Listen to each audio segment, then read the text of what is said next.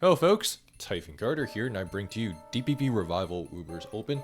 This is round 2 winners bracket between Crying and Malekith, going by El Achiever. Now, this is a pretty cool matchup to have fairly early on in the tournament, but both players, you are both familiar with them. Crying and Malekith both played in our DPP OU Invitational that I covered on this channel. And both had respectable runs, to put simply, but again, Malekith is actually familiar with Ubers, I believe.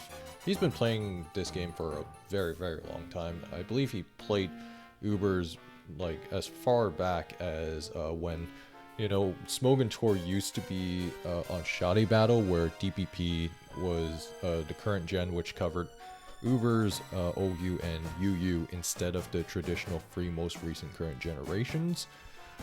So, you know, he's like somewhat seasoned in these tiers, to put lightly. Now for Crying, again, all-round player who plays a little bit of everything, but Crying had a fantastic DPP PL campaign last year, playing Ubers for a little bit before, you know, playing OU for the rest of the season and, you know, having an undefeated run. But again, so very exciting matchup, to put it simply, and let's jump right into this. So Ho-Oh Mirror from the looks of it, and this is a pretty volatile lead matchup because of the fact that, one, if both players are CB, both players have an incentive to switch out, because whoever wins the speed tie, hypothetically, if it's like CB, like the other Ho-Oh is almost certainly getting KO'd. Now this could also be something like substitute leftovers, like Recover or Roos Ho-Oh, for example, so that's also a possibility too. So for both players, what usually happens is either both players switch out, or both players will just kind of trade down with each other, just click Brave Bird and try to wear each other down if it's like a bulky spread. I think bulky variants of lead Ho-Oh can, or usually will live one Brave Bird from opposing Ho-Oh, but we'll see how this plays out. So it subs up here, so Malekith actually wins the speed tie here and gets to jump on Crying. Both have leftovers actually, and oh no, it is a true speed tie, and both play. Oh, oh man, Malekith catching a bit of a break there, but still, that hole is almost as good as done, and just flamethrowers there. Nice predict from Crying, and that's a mixed ray. And Garchomp's going to come in, and oh man, Crying is on fire to start this game off after that Ho-Oh went down early. And Bronzong's going to come back in. Bronzong will most certainly live a flamethrower, but a huge Draco Meteor by Crying there to kind of get the early advantage here. And now Bronzong will safely get rocks up, but the issue here is that Malekith's kind of in an awkward spot where either he gets the rocks up, and then, you know, gets flamethrower down, and then it's got struggle to actually hold Malekith's team together, because it's very likely that Crying has like another dragon, such as a Laddie twin, you know, back for example, and then a lot of times on set of these teams, someone like Bronzong kind of holds these structures together, especially because, you know, dragon spam, or rather like multiple dragons, is not really uncommon in Ubers, but we'll see how this plays out. Yeah, Crying's just gonna do this. Flamethrowers here. Stealth Rocks, if you're Malekith, you could save it as a sack later, but got a Flamethrower here into a Latias. Latias will threaten this Rayquaza out at the very least. And nice play by Malekith to kind of get the Ho-Oh in on the anticipated Bronzong entry. And we're gonna recover here. Stealth Rocks is up, and Ho-Oh will get a free sub up, most certainly. And it's at 51%, so it can come in safely. But it's just gonna recover here. And gotta land 70% Thunder there. But that Latias is going to get beaten down pretty hard. Now, some Latiases do not have recover, but Giratina's gonna threaten this out. Crying's just gonna let this go, try to get a clean entry here. And Rayquaza will live a Shadow Sneak from this range, but the Life Orb chip means that I think Giratina should be in range to actually revenge this Ray. And Malekith's got to bring out his own Rayquaza.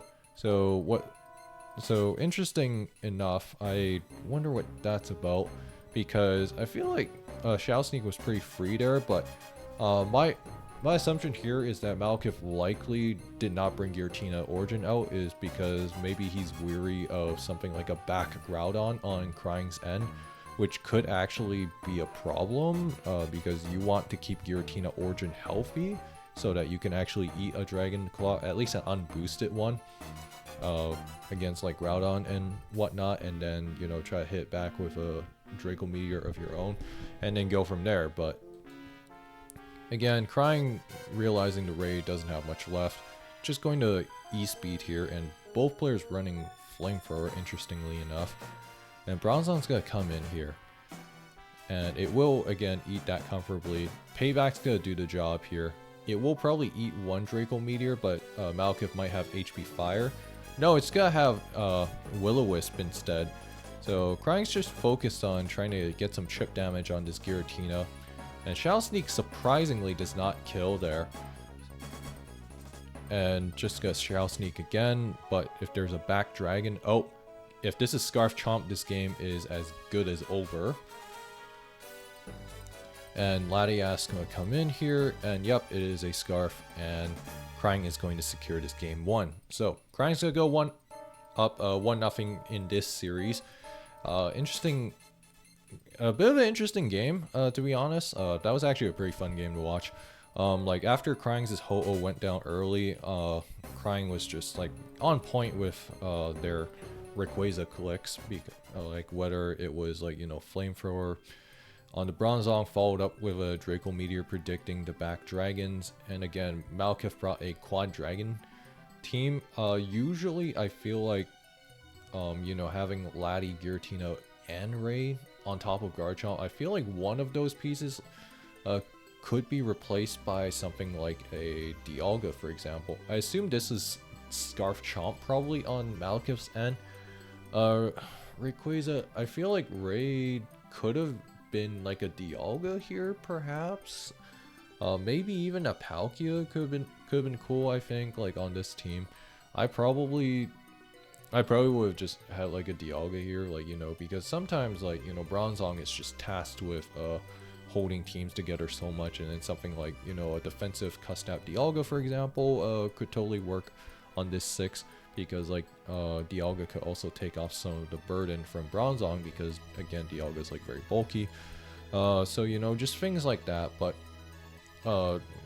running, like, I think this is like totally viable. It's just I would probably modify it a little bit if it were up to me, but again, and then, like, yeah, you really see how similar their structures are here. And you know, like Healing Wish Latias, this probably did have Healing Wish, I suspect, because, like, for example, if there was like another Grounded that would, like, having Healing Wish so that you can heal Ray back up, heal Garchomp back up, or whatever Crying's last action was, I suspect it's probably another dragon. Could also be Groudon, for example. That's actually another viable last, I think, that could actually work on this team. But anyways, I digress though. Let's go into game 2. Here we're at game 2. And Giratina Origin into a Tyranitar lead. This is obviously not good for Giratina. And then, you know, if you're Malekith, you are probably feeling pretty good about this.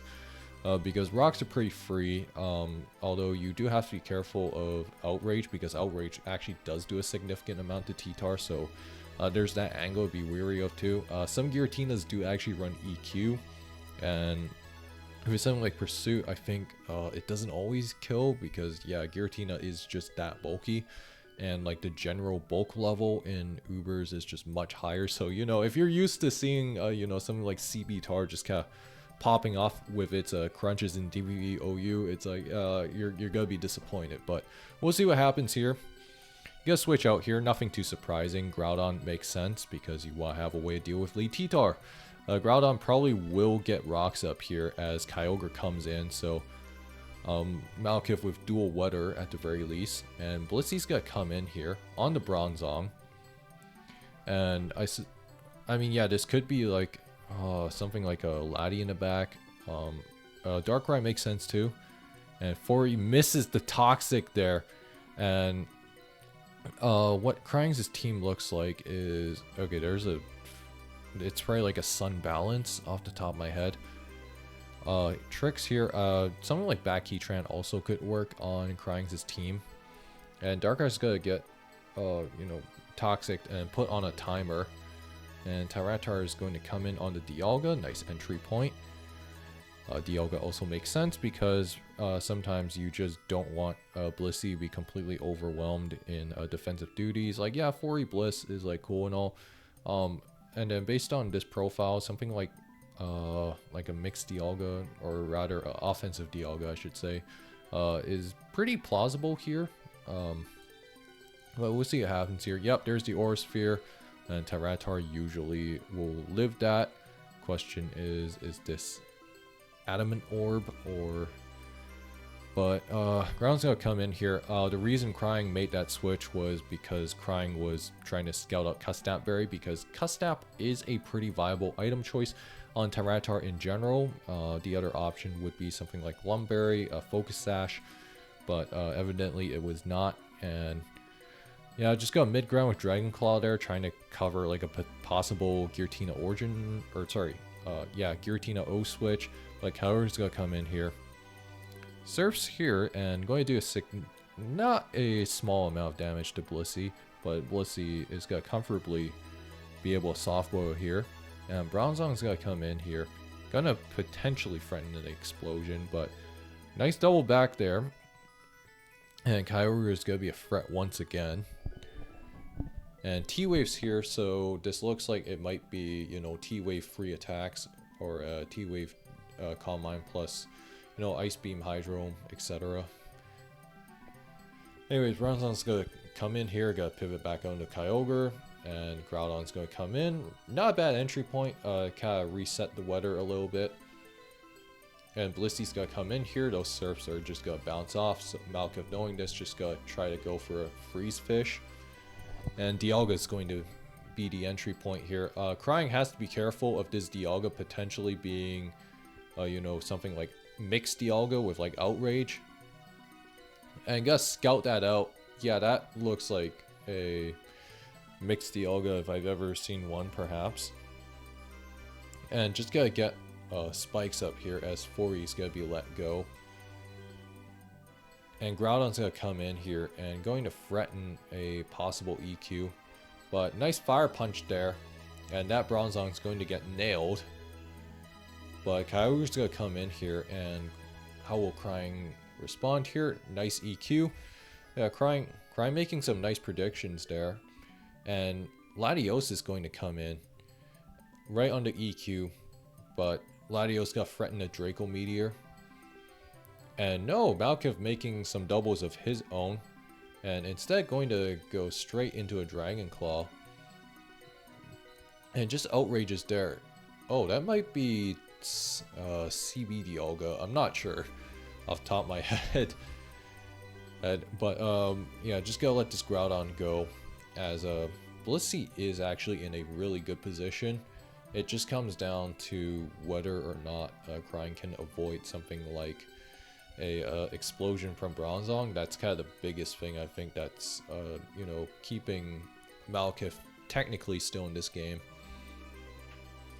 And yeah, Bronzong's gonna come in here, and no, just gotta pay back there, trying to predict a Giratina Origin switch, but now going to go into Giratina, and still gets paid back on, but it is in range, and Shao Sneak's gonna take care of that, and Darkrai's gonna come in.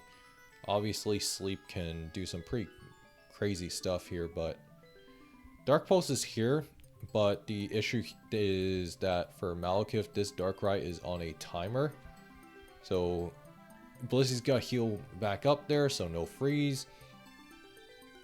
And yeah, he is just desperately trying to, you know, get a freeze or something going, but it's got one last attack left in it.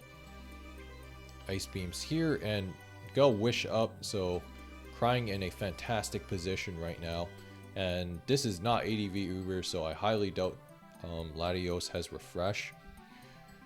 And Wish is going to heal that thing back up to full, and this game is over. And Malekith's going to forfeit, knowing that the Latios is on a timer, and Crying is going to win this series 2-0.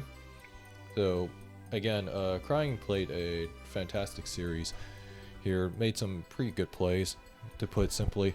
And the other thing I would say is interesting Groudon set, because normally, again, like Stealth Rock's free attacks is actually not unheard of. It's just that normally when you see Dragon Claw, Fire Punch, EQ, the fourth accompanying move with Groudon is usually something like Rock Polish, maybe even SD if you're like, you know, running it with paralysis support, for example, or even sub free attacks. So like Stealth Rock's free attacks was like a relatively good disguise on Crying's end, because when you see Stealth Rocks on Groudon, normally the first thought is probably that, oh, it's a support Groudon, for example. So, you know, it might be like, you know, Lava Plume, EQ, and then like T-Wave, for example.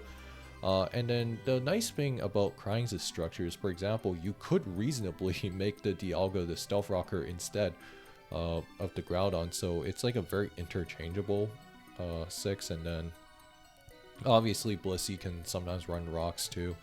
So yeah, like that's to me, that's kind of like the hallmark of like a fantastic core in DPP Ubers, is like one that's fairly flexible, because again, in Ubers sometimes all it takes is like just a good disguise or a good lure, or, you know, a well-timed tech to like sometimes get you to edge. And that's kind of something that differs a little bit from Farseus in that regard. But anyways, that being said though, if you guys enjoyed this video, like, comment, subscribe, and consider donating to DPP Revival Ubers' prize pool, and I will see you guys next time.